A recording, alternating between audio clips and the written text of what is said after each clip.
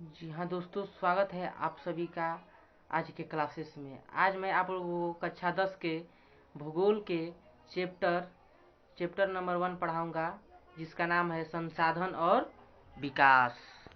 तो चलिए हम शुरू करते हैं इसी के साथ अपना चैप्टर नए अंदाज के साथ। पहले हमसे यहाँ पर यह पूछा गया है कि क्या आप उन वस्तुओं का नाम बता सकते हैं जो गांव और शहरों में हमारे जीवन को आराम पहुंचाते हैं। ऐसी वस्तुओं की एक सूची तैयार करें और इनको बनाने में प्रयोग होने वाले पदार्थों का नाम बताना है।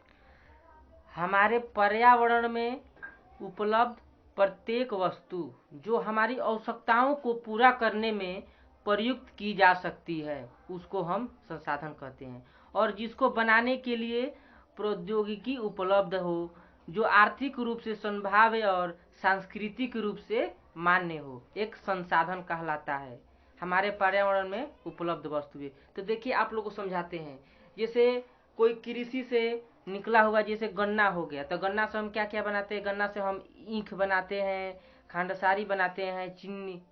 गन्ना से हम, जैसे गन्ना और ईख तो एक ही हुआ, तो गन्ना और ईख से हम क्या बनाते हैं, चीनी, खांडसारी इत्यादि हम बनाते हैं। और गेहूं से बेकरी, आटा, और आटे से हम बहुत अन्य चीज़ें बनाते हैं। तो इस सब चीज़ों को बनाने के लिए हमें प्रौद्योगिकी की आवश्यकता होती है। जैसे कि आप यहाँ पर देख सकते हैं, ये हमारा भौतिक पर्यावरण हो गया, ये हमारा प्रौद्योगिकी हो गया, ये हमारे संस्थाएं हैं, और यहाँ पर ये हमारा मानव है। तो मानव ये हमारे, देखिए यहाँ पर बीच है, बीच में, और मानव यहाँ पर क्या कर रहा है। यहाँ पर मानव भौतिक पर्यावरण भी कर रहा है प्रकृति के साथ। उसके बाद उसको करने के लिए प्रौद्योगिकी की आवश्यकता हुई, और उसको चलाने के लिए विभिन्न प्रकार की संस्थाएं की आवश्यकता होती है। की रूपांतर प्रक्रिया प्रकृति, जैसे प्रौद्योगिकी और संस्थाओं के पारस्परिक क्रियात्मक संबंध में निहित है। मानव प्रौद्योगिकी द्वारा, यहाँ पर देखिए आपको मिलेगा कि मानव प्रौद्योगिकी द्वारा प्रकृति के साथ क्रिया करते हैं और अपने आर्थिक विकास की गति को तेज करने के लिए संस्थाओं का निर्माण करते हैं। यहाँ पर क्या दिया है, आर्थिक विकास की गति को तेज करने के लिए क्या करते हैं, ये विभिन्न संस्थाओं का निर्माण करते हैं। क्या आप भी अन्य बहुत से लोगों की तरह संसाधनों का उपयोग क्या आप भी अन्य बहुत से लोगों की तरह संसाधनों को प्राकृतिक उपहार समझते हैं? ऐसा नहीं है। संसाधन मानवीय क्रियाओं का परिणाम होता है। जैसे किसी भी कच्चे पदार्थ को जब कोई व्यक्ति लेता है और उसमें अपने क्रिया द्वारा, भौतिक क्रियाओं द्वारा या रासायनिक क्रियाओं द्वारा उसमें कुछ परिवर्तन करता है, तो वही संसाधन हो जाता है। जैसे मानो हो गया, पहाड़ रहता है, पहाड़ को उसको तोड़कर फोड़कर और उससे सीमेंट बनाता है, और उसी सीमेंट से पुल बनाता है, और मिट्टी का उपयोग करके मिट्टी को पकाकर ईंट बनाता है, और इसी ईंट और सीमेंट से जो पुल तैयार किया जाता है, पुल हमारा क्या होगा, ये मानवीय क्रियाओं का परिणाम ही होता है, और पुल हमारा एक संसाधन का एक जरिया होता है। तो मानव स्वयं संसाधनों का महत्वपूर्ण हिस्सा, खुद एक मानव महत्वपूर्ण हिस्सा। कैसे? क्योंकि जब सीमेंट को, मतलब पहाड़ को तोड़कर सीमेंट बनाना है, तो इसके लिए हमें बहुत सारी चीज़ों की जानकारी होनी चाहिए, मशीनों को बनाने के लिए ज्ञान होना चाहिए। तो उस मशीन को बनाने के लिए जो हमें ज्ञान की आवश्यकता पड़ती है, जो हमें कौशल की आवश्यकता होती है, वही आवश्यकता ही हमें एक संसाधन के रूप में दिखाई देती है। कि जब हमारे पास कौशल रहेगा तभी हम किसी संसाधन का निर्माण कर सकते हैं। वे पर्यावरण में पाए जाने वाले पदार्थों ये पर्यावरण में पाए जाने वाले पदार्थों को संसाधन में परिवर्तित करते हैं, जैसे आप लोग को अभी बताया, तथा उन्हें प्रयोग करते हैं। इन संसाधनों का वर्गीकरण निम्न प्रकार से किया जा सकता है। उत्पत्ति के आधार पर संसाधन कितने होते हैं, मतलब संसाधनों का यहाँ पर वर्गीकरण किया गया है कि उत्पत्ति के आधार पर संसाधन कितने होते हैं। तो उत्पत्ति के आधार पर संसाधन हमें जैव से प्राप्त होते हैं संसाधन, और हमें अजैव से प्राप्त होते हैं। समाप्यता के आधार पर संसाधन कितने होते हैं। समाप्यता के आधार पर एक नवीकरणीय योग्य संसाधन होता है, और एक होता है हमारा अनवीकरणीय योग्य संसाधन। और देखिए, स्वामित्व के आधार पर संसाधन कितने होते हैं। स्वामित्व के आधार पर एक व्यक्तिगत संसाधन, सामुदायिक होता है, राष्ट्रीय होता है, और अंतरराष्ट्रीय संसाधन होता है। उसी तरह विकास के स्तर के आधार पर कितने होते हैं। विकास के स्तर के आधार पर संभावी होते हैं, संभावी, विकसित हो गया, भंडार हो गया हमारा, और संचित कोष हो गया। तो अब यहाँ पर देखिए कि संसाधन, यहाँ पर संसाधन देख सकते हैं, एक मिनट, यहाँ पर आप संसाधन देख सकते हैं, ये संसाधन हो गया। और यहाँ पर ये संसाधन कितने प्रकार के हो गए, यहाँ पर एक प्राकृतिक हो गया और यहाँ पर एक मानवीय हो गया। तो आइए प्रकृति के बारे में पहले समझ लेते हैं। प्राकृतिक में हमारा कौन से संसाधन हो गए? प्राकृतिक में हमारा एक नवीकरणीय योग्य संसाधन हो गया और दूसरा अनवीकरणीय योग्य संसाधन हो गया। तो नवीकरणीय योग्य संसाधन में हमारा क्या होता है? सतत अथवा प्रवाह होता है। तो सतत अथवा प्रवाह मतलब हमें दिन प्रतिदिन हमें जिसकी आवश्यकता हमें प्रतिदिन है वही सतत अथवा प्रवाह होता है। जैसे हमें रोज पवन की जरूर आवश्यकता है, हमें जल की रोज आवश्यकता है पीने के लिए। उसी तरह और हमारे जो नवीकरणीय युग में ही हमारा एक जैव संसाधन होता है, उसमें हमारा प्राकृतिक वनस्पतियाँ हो गई, यानी वनस्पतियों से जिससे हमें जड़ी बूटी प्राप्त है, ये प्राकृतिक वनस्पतियाँ हो गई। और वन्य जीव, और वन्य में रहने वाले जीव, जिससे कि हमारा बायोडाइवर्सिटी हमारा बने, यानी जैव विविधता के लिए वन्य जीव की आवश्यकता है और वन को बनाए रखने के लिए वन्य जीव की आवश्यकता है। इसीलिए हमें जैव में हमारा प्राकृतिक वनस्पति आता है और हमारा वन्य जीव आता है। और आइए यहाँ पर हम अनवीकरणीय युग में देखें। अनवीकरणीय में मतलब पुनः चक्रीय होता है। जैसे धातु हो गया, जिसको मतलब पुनः चक्रीय किया जा सकता है। जैसे कोई धातु हो गया, उसमें मतलब थोड़ा बहुत जंग लग जाता है तो उसको हम थोड़ा बहुत उसको रिपेयर करके काम चला लेते हैं, यानी पुनः चक्रीय उसको कर सकते हैं। मतलब धातु को उसको गलाकर पुनः उसका उपयोग हम कर सकते हैं। लेकिन अचक्रीय में जीवाश्म ईंधन हो गया। जीवाश्म ईंधन में हमारा क्या हो गया? जैसे पेट्रोलियम हो गया, डीजल हो गया और मिट्टी का तेल हो गया।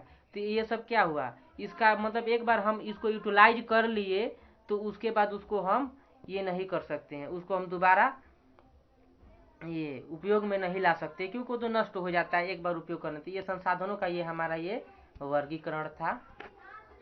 और इसमें हम देखिए, इसमें हम और मानवीय में हमारा हो गया एक संरचनाएं और संस्थाएं हो गए और मात्रा एवं गुणवत्ता। संरचनाएं और संस्थाएं में देखिए हमारा क्या हो गया? संरचनाएं एवं संस्थाएं का मतलब ये हो गया कि मतलब किसी भी देश को, राज्य को, मतलब समाज को चलाने के लिए और उसके लिए एक संस्था की जरूरत होती है, जिसके मतलब अनुसार अन्य लोग, मतलब बहुत सारे लोग, सभी लोग उसके अनुसार से काम करें। और मात्रा एवं गुणवत्ता मतलब समाज में और लोगों के लिए कितनी मात्रा और कितनी गुणवत्ता वाली चीज बनाई जाए, जिससे कि वो चीज खराब न हो और सही समय से उसको उपयोग में लोग ला सके। इसलिए ये भी मानवीय में ही आता है। यहाँ पर क्रियाकलाप दिया है कि प्रत्येक संवर्ग से कम 2 संसाधनों की पहचान करें। यहाँ पर संसाधन के प्रकार हम पढ़ेंगे कि संसाधन के प्रकार, जैसे वहाँ पर हम पीछे पढ़े थे कि संसाधनों का वर्गीकरण कैसे किया गया था। तो संसाधन के प्रकार में हम पढ़ेंगे कि उत्पत्ति के आधार पर संसाधन के बारे में। तो उत्पत्ति के आधार पर संसाधन कितने होते हैं बताइए? उत्पत्ति के आधार पर संसाधन 2 होते हैं। कौन कौन से? एक जैव संसाधन होता है और दूसरा हमारा कौन सा होता है? अजैव संसाधन होता है। तो जैव संसाधन किसे कहते हैं? यहाँ पर हम जैव संसाधन के बारे में पढ़ेंगे।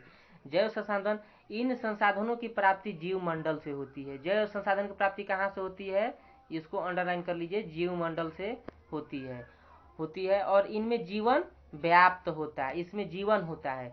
जैसे मनुष्य में जीवन होता है, वनस्पति जात में जीवन होता है, प्राणी जात हो गया, यानी कोई भी प्राणी जात हो गया, कोई भी जीव, वनस्पति रहे या कोई भी जीव हो, कीड़ा मकोड़ा से लेके, यानी एक मतलब ये कहे तो एक नाली के कीड़े से लेकर एक विशाल हवेल मछली तक के मतलब जीव को, या डायनासोर हो गया, ये सारे प्राणी जाति हो गए। और मत्स्य जीवन, पशुधन आदि, ये सब जैव संसाधन के उदाहरण है। यहाँ पर देखिए हम अजैव संसाधन के बारे में अब जानेंगे कि अजैव संसाधन क्या होता है। अजैव संसाधन क्या होता है? वे सारे संसाधन जो निर्जीव वस्तुओं से बने हैं वे अजैव संसाधन कहलाते हैं। निर्जीव वस्तुओं से, उदाहरण के तौर पर चट्टाने और धातुएं। तो आइए हम आपको अजैव संसाधन, जैसे चट्टाने हो गया, चट्टाने एक जगह से दूसरे जगह मूव कर सकता है, अपने आप नहीं कर सकता है, तो वो अजैव हो गया। उसमें मतलब जीव है ही नहीं। अब आप कहेंगे कि पेड़ पौधा भी तो नहीं कर सकते। पेड़ पौधा, वनस्पति जात, ये इसको मतलब जैव संसाधन में रखा गया है, क्योंकि इनमें जीव होता है, लेकिन चट्टाने में जीव नहीं होता है। जैसे धातुएं हो गया, इसमें जीव नहीं होता है, तो ये अजैव संसाधन में ही हम कह सकते हैं कि ये अजैव संसाधन है। अब यहाँ पर एक समाप्यता के आधार पर समाप्यता के आधार पर कौन कौन से संसाधन होते हैं? नवीकरणीय योग संसाधन। वे संसाधन जिन्हें भौतिक, रासायनिक या यांत्रिक प्रक्रियाओं द्वारा नवीकृत या पुनः उत्पन्न किया जा सकता है। मतलब आइए इसको समझें कि जैसे मान ले कि कोई चट्टान हुआ नवीकरणीय योग में, जैसे कोई चट्टान हो गया तो उसको हम पुनः उपयोग, मतलब ये नवीकरणीय योग संसाधन में अथवा पुनः पूर्ति योग संसाधन कहा जाता है। उदाहरण के तौर पर सर, जैसे कि पवन ऊर्जा हो गया, पवन हो गया तो उसको हम पुनः प्राप्त कर सकते हैं। जैसे पवन हो गया तो कभी समाप्ति नहीं होगा वो, और उसकी आवश्यकता हमें दिन प्रतिदिन, हमें रोज आवश्यकता है। जल हो गया, जल चक्र के द्वारा हमें जल पुनः प्राप्त हो जाता है। तो ये सब चीजें नवीकरणीय योग संसाधन में आती हैं। यहाँ पर दिया भी है, पुनः पूर्ति योग संसाधन कहा जाता है। उदाहरण के तौर पर सौर हो गया, सौर तथा यहाँ पर पवन ऊर्जा दिया गया है। जल भी हो गया, वन एवं वन्य जीवन हो गया।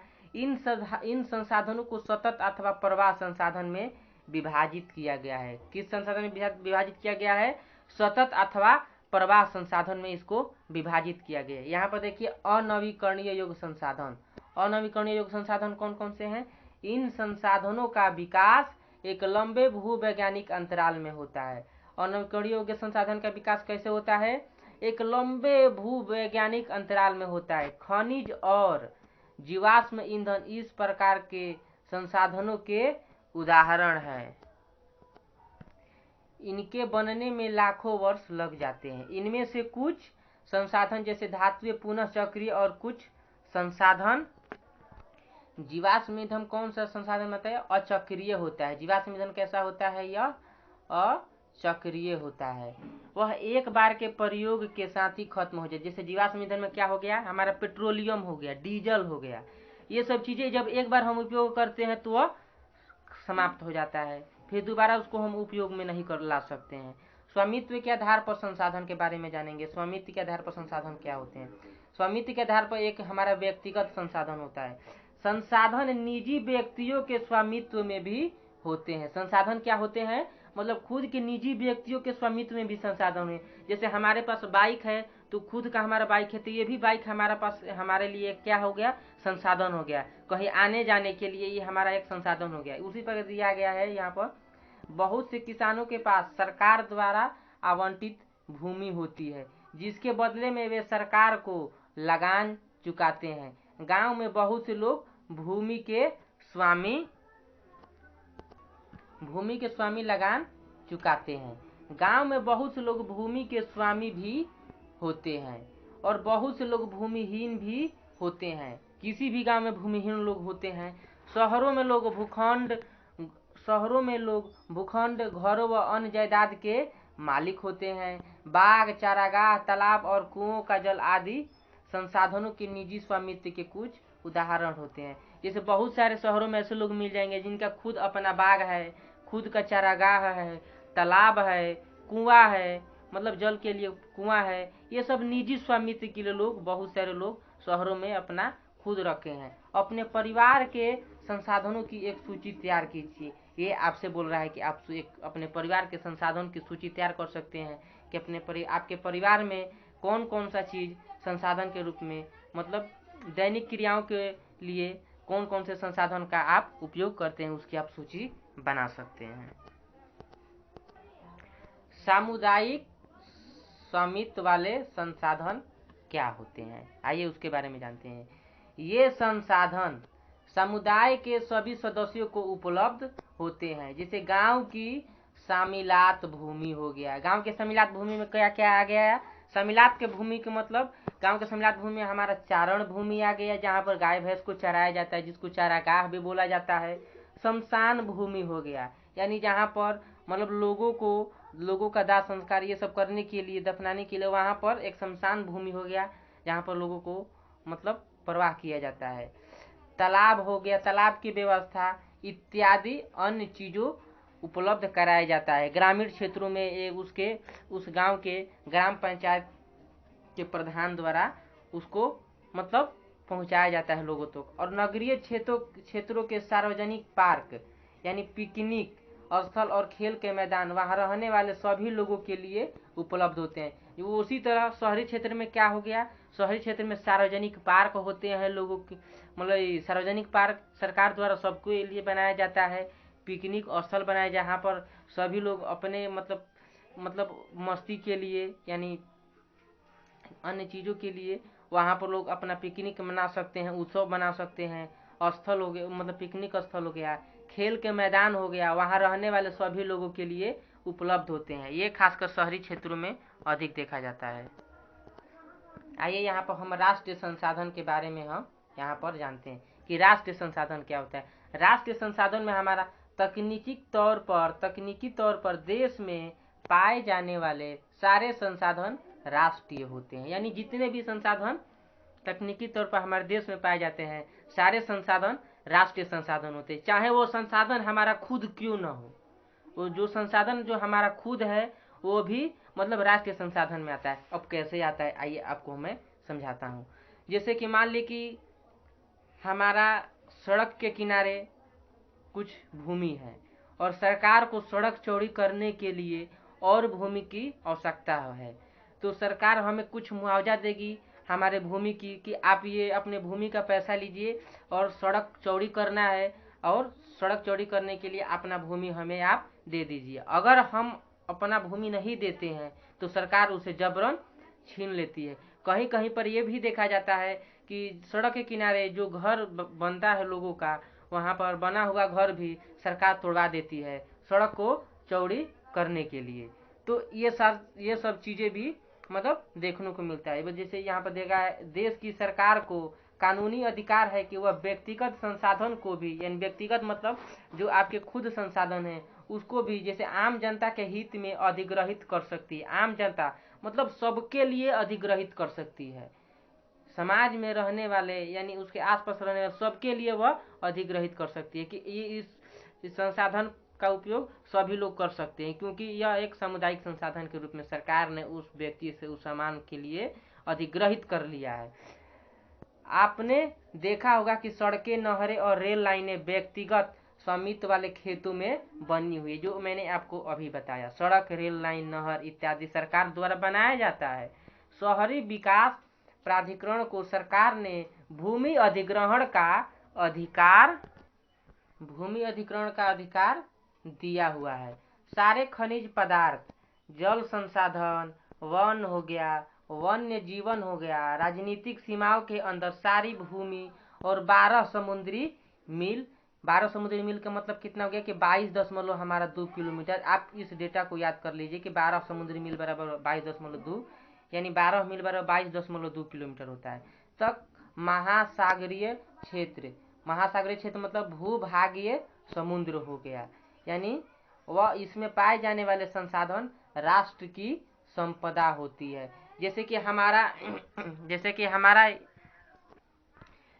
आप यहाँ पर ये देख सकते हैं कि जो ये भारत का जो ये वाला जो ये क्षेत्र हो जाता है, ये वाला इस क्षेत्र में जो ये हमारा समुद्री मार्ग होता है, ये हमारा ये सारा ये क्या है, ये सब सारा ये हमारा ये समुद्री मार्ग है। तो ये समुद्री मार्ग में ये बताया गया है कि यानी कितना, यानी 22.2 किलोमीटर तक यहाँ पर एक हमारा राष्ट्रीय संपदा का हमारा अधिकार है कि यहाँ पर यह राष्ट्रीय संसाधन है। क्योंकि ये हमारा ये जो बॉर्डर है, यहाँ पर ये बॉर्डर देख सकते हैं कि ये केरल का है और यहाँ पर ये गुजरात हो गया। तो यहाँ पर हमें 22.2 किलोमीटर तक हमारा ये अधिकार होता है राष्ट्रीय संसाधन के रूप में। यहाँ पर हम अंतर्राष्ट्रीय संसाधन के बारे में जानेंगे कि अंतर्राष्ट्रीय संसाधन, कुछ अंतर्राष्ट्रीय संस्थाएं संसाधनों को नियंत्रित करती है। कुछ अंतर्राष्ट्रीय संस्थाएं हैं जो संसाधन को नियंत्रित करती है। संस्था बनाया जाता है अंतर्राष्ट्रीय संसाधन को नियंत्रित करने के लिए। अब संस्थाएं क्यों बनाई जाती है? अगर संस्थाएं नहीं बनाया जाएगा तो सारे देश उस संसाधन को पाने के लिए एक दूसरे से लड़ना भिड़ना शुरू कर देंगे और संसाधन को पाने के लिए एक दूसरे से झगड़ना शुरू कर देंगे। इसीलिए उस संसाधन को किस प्रकार से बचाए रखना है, कौन देश उसका कितना उपयोग करेगा, इसके लिए एक संस्था बनाई जाती है। यहाँ पर दिया गया है कि तट रेखा से 200 समुद्री मील की दूरी, यानी जो अपवर्जक आर्थिक क्षेत्र से परे खुले महासागरीय संसाधनों पर किसी देश का अधिकार नहीं होता है। इन संसाधनों को अंतर्राष्ट्रीय संस्थाओं की सहमति के बिना उपयोग नहीं किया जा सकता है। आइए आपको अगले स्लाइड पर आपको मैं समझाता हूँ। जैसे कि ये हमारा मान लीजिए कि ये हमारा ये दक्षिण क्षेत्र का ये हमारा बॉर्डर हो गया, ये इंडिया का। तो यहाँ पर मैंने आपको राष्ट्रीय संसाधन में क्या बताया था कि यहाँ इसमें 22.2 किलोमीटर तक हमारा ये राष्ट्रीय संसाधन के रूप में। लेकिन यहाँ पर जब हम 200 मील हम दूर आ जाते हैं तो यहाँ पर ये हमारा किसका अधिकार इस पर हो जाता है, अंतर्राष्ट्रीय संसाधन में आने लगता है। जब अंतर्राष्ट्रीय संसाधन होता है तो उस पर किसका अधिकार होता है, उस पर एक अंतर्राष्ट्रीय पूरे अंतर्राष्ट्रीय मतलब जितने भी देश है उसके द्वारा एक संस्था बनाई गई है कि उस संसाधन का उपयोग कैसे करना है और कौन सा देश उस संसाधन का उपयोग उस समय कर सकता है, ये सारे नियम बनाए गए। लेकिन 22.2 किलोमीटर तक यानी अपने तटीय रेखा से 22.2 किलोमीटर तक ये राष्ट्रीय संसाधन के अंतर्गत आता है। और उसके बाद से जो यहाँ 200 मील जो दूर हम आ जाते हैं अपने समुद्री तट से, अपने देश के तट रेखा समुद्री से, तो ये हमारा अंतर्राष्ट्रीय संसाधन में ये हमारा आना शुरू हो जाता है। समझ में आ गया? तो हम आगे बढ़ते हैं। ये आपके लिए बहुत जरूरी है, ये आपको याद होना चाहिए कि यहाँ पर देखिए क्या आप जानते हैं, ये बहुत ही जानना जरूरी है। क्या आप जानते हैं कि भारत के पास अपवर्जक आर्थिक क्षेत्र से दूर हिंद महासागर की तलहटी से क्या प्राप्त होता है, हमें मैग्नीज ग्रंथियों का खनन करने का अधिकार है। यानी दूर हिंद महासागर की तलहटी से मैग्नीज ग्रंथियों का खनन करने का अधिकार भारत को दिया गया है।